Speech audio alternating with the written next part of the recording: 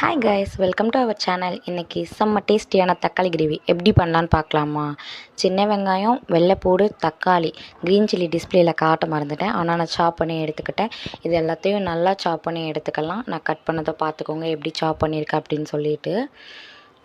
பச்சை மிளகாவை நல்லா சாப் பண்ணி எடுத்துக்கோங்க. இப்போ ஸ்டவ் ஆன் பண்ணி கடாய் வச்சு எண்ணெய் சேர்த்து எண்ணெய் காஞ்சதும் கடுகு, சீரகம், சோம்பு இது 3 ஒரு ஸ்பூன் சேர்த்துக்கோங்க. சேர்த்துட்டு நம்ம நல்லா சாப் பண்ணி வச்சோம்ல பச்சை மிளகாய் அதையும் சேர்த்துக்கலாம். சேர்த்ததுக்கப்புறம் வெள்ளைப்பொடியை சேர்த்து நல்லா கிளறிக்கலாம். கிளறிட்டு நம்ம கட் பண்ணி வச்ச சின்ன வெங்காயத்தை சேர்த்து நல்லா வதக்கிடலாம். வதக்கிட்டு இதில் ஒரு டிப்ஸு சொல்கிறேன், நல்லா கவனிச்சுக்கோங்க.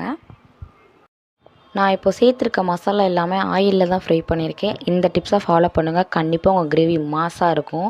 என்னென்ன சேர்த்தேன் அப்படின்னா தனியாத்தூள், தனி மிளகாத்தூள், மஞ்சள் தூள், ஆச்சி மட்டன் மசாலா இது தாங்க சேர்த்தேன். இதெல்லாம் சேர்த்துட்டு நல்லா ஆயிலில் ஃப்ரை பண்ணிவிட்டு கட் பண்ணி வச்ச தக்காளியை சேர்த்து நல்லா வதக்கிட்டு மறக்காமல் சால்ட்டு சேர்த்துக்கோங்க. சேர்த்து நல்லா வதக்கிட்டு பார்த்திங்கன்னா இப்படி எண்ணெய் பிரிஞ்சு வரும். இதில் ஒரு கொத்து கருவேப்பிலையை சேர்த்து நல்லா வதக்கிக்கோங்க. வதக்குனதுக்கப்புறம் 1 கிளாஸ்லேருந்து 1.5 கிளாஸ் அளவுக்கு தண்ணி சேர்த்துக்கோங்க. சேர்த்து நல்லா கொதிக்க வச்சு மேலே கொத்தமல்லி இலை தூவி இறக்குனிங்கன்னா உங்களோட தக்காளி கிரேவி வேறு லெவலில் ரெடி ஆயிடும். ரொம்ப டேஸ்ட்டாக இருக்கும். Must try. மறக்காமல் ட்ரை பண்ணிவிட்டு கமெண்ட் பண்ணுங்கள்.